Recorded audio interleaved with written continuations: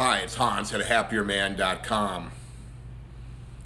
Down here in Playa del Carmen, Mexico, on a little trip in the transition between my old job and my new job. And that brings me to today's topic. What is the definition of a good job? Well, I think I'm the perfect guy to answer that because I'm just leaving a bad job. And I was hoping it would be good.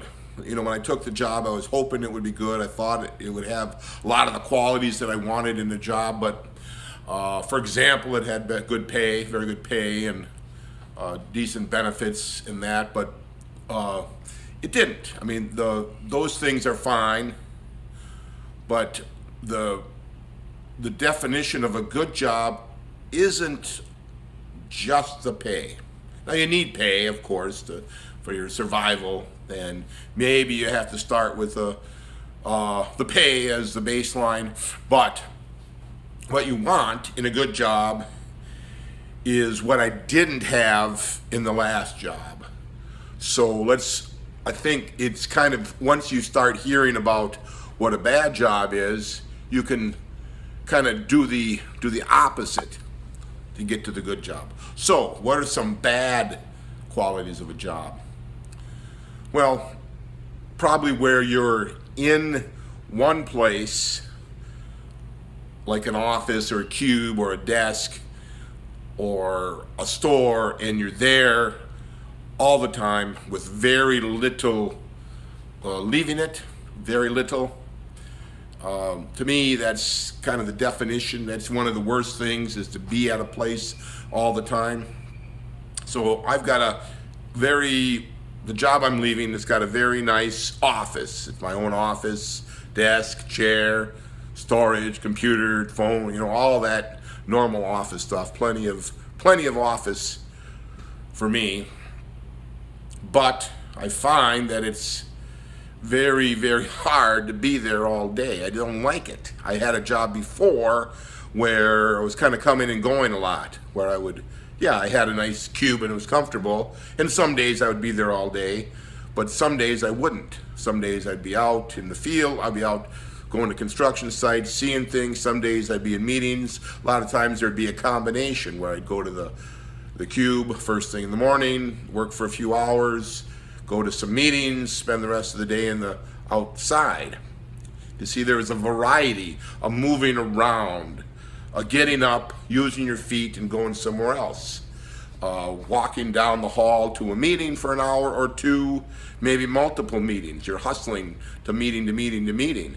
And then you have the fun of preparing for those meetings, getting there early, preparing for the meeting, doing a good job in the meeting, solving some issues, going to the next meeting, move on, and then probably go and see something outside. To me, that's kind of that was a very good job because it was so interesting. You weren't just sitting in one place all the time or standing. Ooh, if you got to stand all day, that would be an enormously bad job. So if you have a job like that, that's one you don't want. You want one where you can sit most of the time. It makes no sense to stand.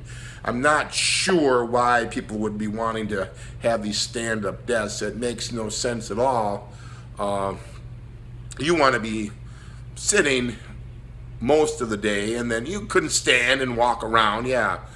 I don't just sit there all day. There's nothing worse than that. I get up and move as often as necessary, even in the job I have now, where I'm supposed to, where you're there, I get there, you make coffee, you go back and forth for coffee, get water, go back and forth to the bathroom.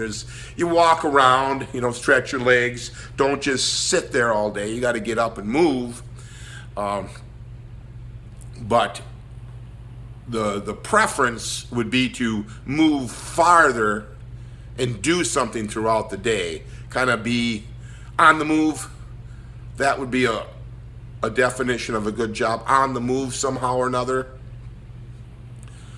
Of course, you could go to extremes where you're constantly traveling and constantly on the move, and that probably would get old very quickly. You want the combination of a nice, comfortable place to be with all your work-related stuff, and an ability to do what you're supposed to do in a manner that's most efficient for you, without too much struggle. If you're always on the road, yeah, that's probably not ideal either. But maybe you can be on the road part of the time, a little bit here and there, doing things. That's, I think, a little bit better model. Another definition of a bad job is being stressed, with deadlines that are hard to meet, or that you need a lot of help with other people who aren't as competent as you, who don't quite get it, and they make you work very hard assisting them, and give you a lot of stress because how long it takes them to do things. So that's kind of what I had. There was, at my old job, is you're working with people and they take a lot longer than you think, and there's just a lot of waiting, and I hate waiting for other people. To me, that's the definition of a bad job, is spending a lot of your time at the job waiting for somebody else to do something.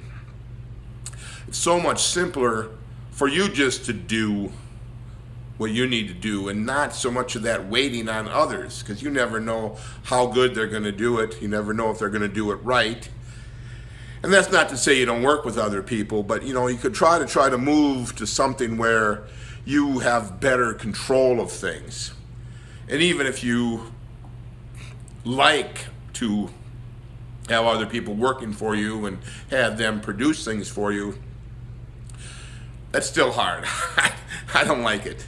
I've had that kind of job, where as an engineer, I do the engineering, and then you have like technicians and younger engineers and various assistants to help you produce plans and stuff like that, and documents.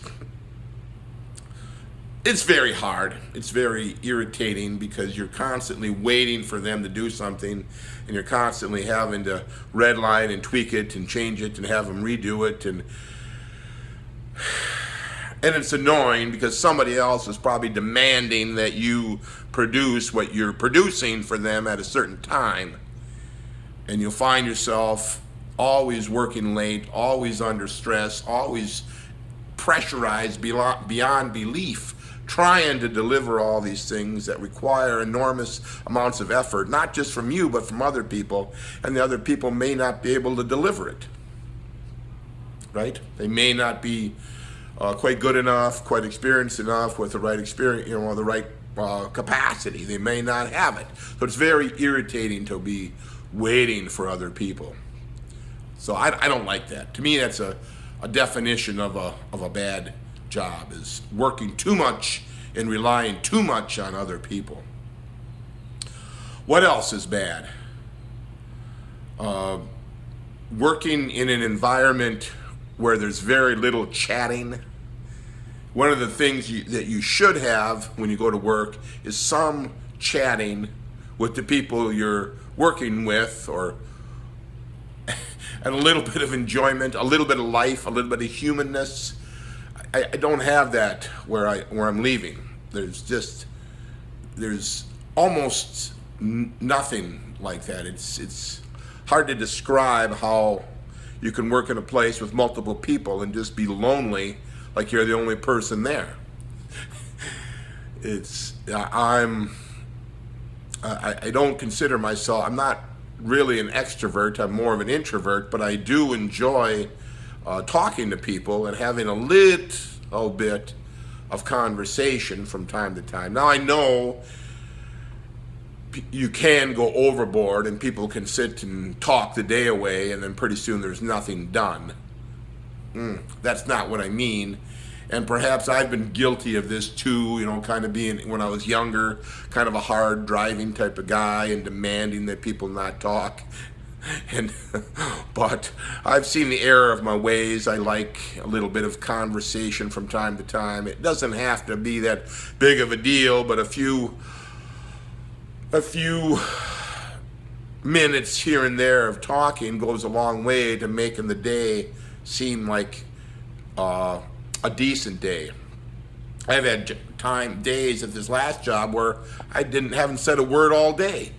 I'm not even kidding. I'm not even kidding. It's like I can't believe it. I have had days where, I might run across somebody and I'm getting coffee. I'll say hello, how are you? Want to bring them a little, ask them, talk a little bit. They look at me, they say, oh, I'm fine, and then they run off. They're like afraid to talk.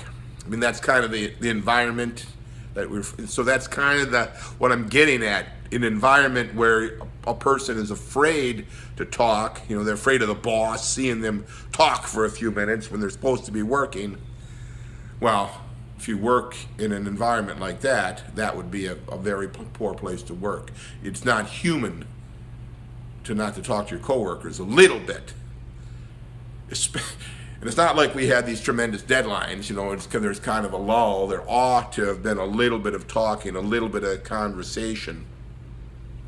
Now, not everybody like that. Some of the people at work are kind of nice to talk to, a little more chatty, a little more talkative. But I think you get what I mean, right? That there's some people are so beaten down and so timid and afraid they can't even talk for 2 minutes. That's too long. Too long. They got a couple of seconds and that's it. But how do you learn about anybody in a couple of seconds? You need some minutes to kind of pull that out of them. What's another definition? Well, along with that definition is if the people are just not friendly. So the unfriendliness goes with the inability to talk. But let's say unfriendliness would mean, have they ever asked you out for lunch? Well, I've been at a place for 9 months and I haven't been asked out for lunch one time. So does that sound like a friendly environment? No, it isn't friendly. So let's say if you're a long-time person working at a place and the new person starts, you might want to ask them for lunch. It would go a long way to helping somebody feel welcome. At the last place I worked, I think in the first week I was there, I went out for lunch 2 or 3 times in the first week, and then it kind of continued. A lot of nice lunchtime lunches. And actually, the job when I had before that, I didn't really go out for lunch with people for 12 years. So I've had my share of bad jobs, let me tell you. And these are well-respected civil engineering jobs, right? Working for companies, and you're making a good income, and you've got a college degree, and you're producing something of great value that's extremely needed, but yet working there just totally sucks beyond belief because the people you're working with they don't have like a humanness quality, not just we're going to make the plans or do this engineering or this technical stuff, but we're also going to try to be a little friendly. We're try to have a little bit of human relationship. Now you can go out for lunch and you can talk about business and work.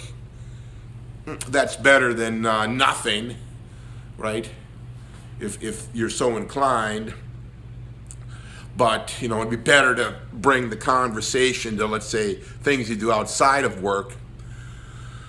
But here it is, 9 months and I didn't go out for lunch one time with coworkers. Now, you could say, well, Hans, happier man, you should have invited the people out.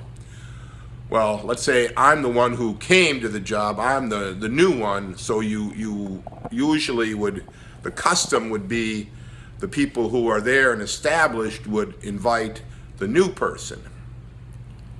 Okay, so on my next job, I'm gonna make it a point to try to be that person, but you get the idea. You want a human connection.